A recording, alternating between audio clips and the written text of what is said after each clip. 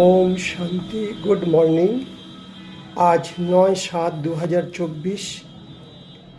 মধুবন থেকে বাপ দাদা বলছেন, মিষ্টি বাচ্চারা, সাচ্চা বাবার সাথে সদা সাচ্চা থাকো, ভিতরে বাইরে এক করো, তবেই তোমরা দেবতা হতে পারবে।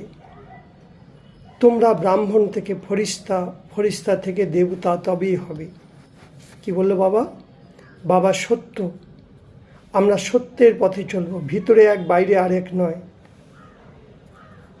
ব্রাহ্মণ মানেই পবিত্র, পবিত্র ব্রাহ্মণ থেকে কি হচ্ছে? ফরিস্তা, ফরিস্তা থেকে কি হচ্ছে? দেবতা।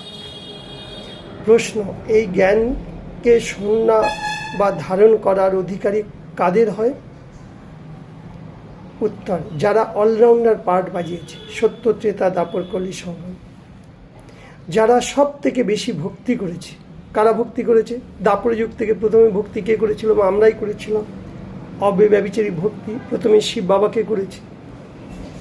ওই জ্ঞানকে ধারণ কর বহুত তীক্ষ্ণ গতিতে যাবে, উঁচু পথ তারাই পাবে। তোমরা বাচ্চাদের থেকে যদি কেউ জিজ্ঞেস করে কি তোমরা কোনোদিন শাস্ত্রকে মানো, তাহলে তাদেরকে বলো, হ্যাঁ, কেন মানি না? আমরাই বেশি শাস্ত্র পড়েছি, ভক্তি করেছি, এতটা দুনিয়ার কেউ করতে পারেনি। তবেই তো আমরা ভক্তির ফল জ্ঞান পেয়েছি। এই জন্য এখন আমাদের আর কোনো ভক্তির দরকার নেই। আমরাই বাবার রচয়িতার রচনার আদি মধ্য অন্তের রাজকে জেনে গেছি যথার্থভাবে, তাই আমরা এখন আস্তিক হয়ে গেছি। এই ড্রামার জ্ঞানকে দেখে দুনিয়ার লোক মুছে যায়, আমরা মুছি না, কনফিউজ হই না। এ ড্রামা অ্যাকুরেট, এ ড্রামা ন্যায়কারী, কল্যাণকারী, মঙ্গলকারী, কারণ এ ড্রামা ভগবানের পছন্দ। অকল্যাণের মধ্যেও কল্যাণ লুকিয়ে আছে ড্রামাতে।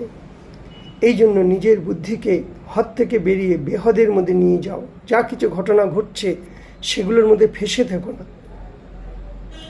তো ড্রামা একটা শক্তি। ড্রামার জ্ঞান যখন আমাদের মধ্যে আসছে, বাধা বিঘ্ন সমস্যাগুলো আমরা সহজে পার করে যাচ্ছি। বাবা বলছে, সূক্ষ্ম বতন ফরিস্তা হওয়ার জন্য তোমাকে সম্পূর্ণ পবিত্র হতে হবে।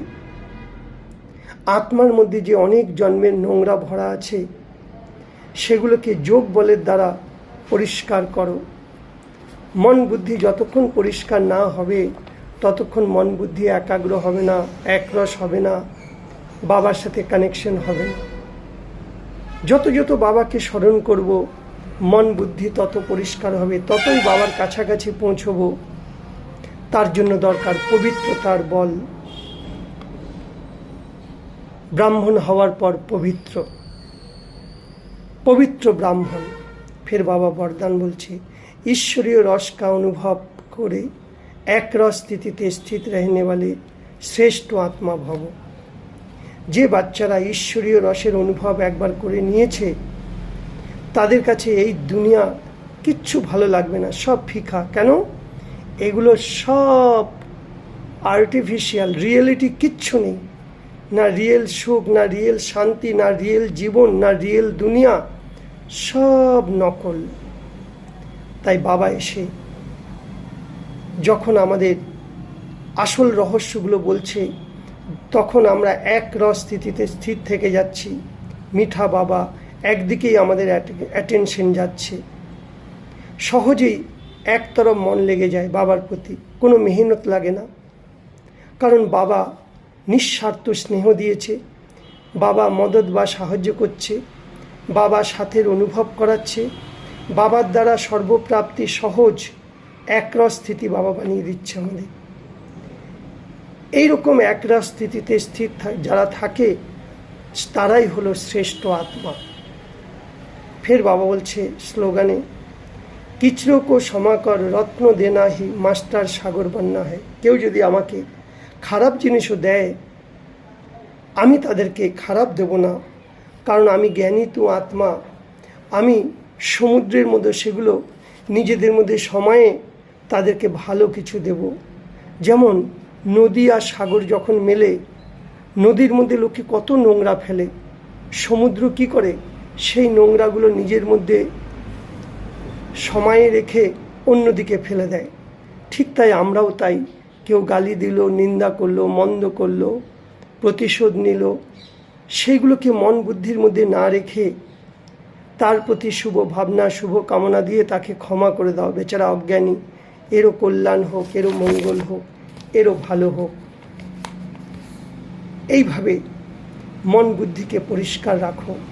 বাবা বলছে, দেখো আমার তো কোনো শরীর নেই, তাই আমি সত্যযুগকে দেখতে পাচ্ছি না। তোমরাই সত্যযুগে যাচ্ছ, তোমরাই সত্যযুগকে দেখো, কিন্তু ড্রামা প্ল্যান অনুসার স্বর্গকে স্থাপনা বাবাকেই করতে হয়। পরন্তু বাপ कहते हैं আমি তো স্বর্গকে দেখতে পাই না, দেখতা নেই হুঁ, আমি স্বর্গকে দেখি না। কারণ বাবা আমাদের এইখানে তৈরি করে সোজা বাবা পরমধামে বিশ্রাম নেয়। স্বর্গরাজ্যে অভিনয় কারা করেছি? আমরা করেছি, কিন্তু জ্ঞান সব বাবার আছে। আবার বাবা সঙ্গম যুগে এসে আমাদের সব রহস্যগুলো বলছে যে দেখো তোমরা কি ছিলে, কেন আমরা ভুলে গেছি। রাজত্ব তো আমরাই করেছিলাম, কারণ আমরা জন্ম মৃত্যুর চক্রে এসে গেছি। এই জন্য বাবা বলেছে আমি সঙ্গম যুগে এসে তোমাদের পুরুষার্থ করাচ্ছি। এখন তোমরা পুরুষার্থ করে সম্পূর্ণ পবিত্র হও। যদি সম্পূর্ণ পবিত্র হয়ে তবেই ফরিস্তা হতে পারবে। আর যে পবিত্র হবে না সে পতিত থেকে যাবে, তাকে ধর্মরাজের সাজা খেতে হবে। এখনই পুরুষার্থের সময়, এখন নয় তো কখনোই নয়। তাই আমাদের এখন মূল লক্ষ্য, আমরা ব্রাহ্মণ থেকে ফরিস্তা, ফরিস্তা থেকে আমাদের দেবতা হতেই হবে। সম্পূর্ণ ফরিস্তা দেখতে হয় তো কোথা দেখো? সূক্ষ্ম বতনে। ওম শান্তি, ওম শান্তি।